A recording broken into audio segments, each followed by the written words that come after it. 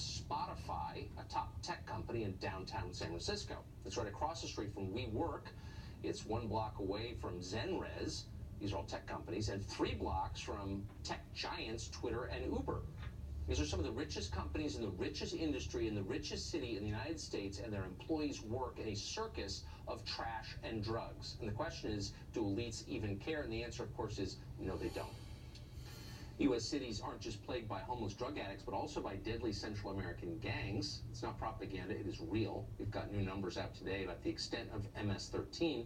That's the primarily Salvadoran gang that has become the deadliest organized crime ring in the country. Jessica Vaughn is Director of Policy at the Center for Immigration Studies, and she joins us with those numbers. Jessica, thanks for coming on. Glad to be with you.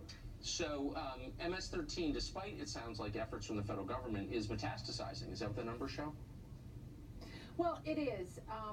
Some people have been very dismissive of all the attention to this gang, but it has rebuilt itself.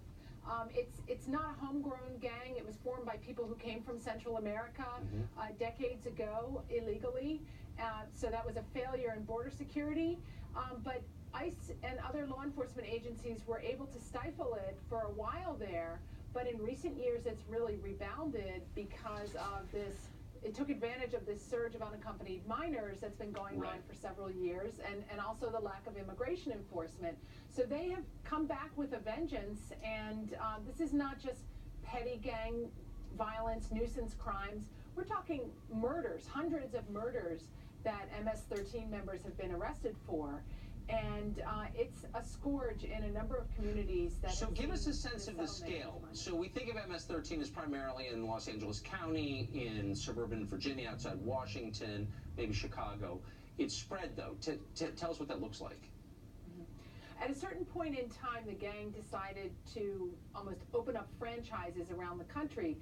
Places like Long Island, Boston, Charlotte, North Carolina, as you said, the suburbs of Washington, D.C., because this is a gang that's controlled from El Salvador, and the cliques in the United States do send money back to El Salvador to help support the whole gang. And so at a certain point in time, the leaders put pressure on those members here in the United States to kick it up a notch and start doing more, and bring in some more people from Central America, recruit more from these kids who've recently arrived. They do extortion, home invasion, sex trafficking, prostitution, and murder to prove themselves to each other and to intimidate others in the community.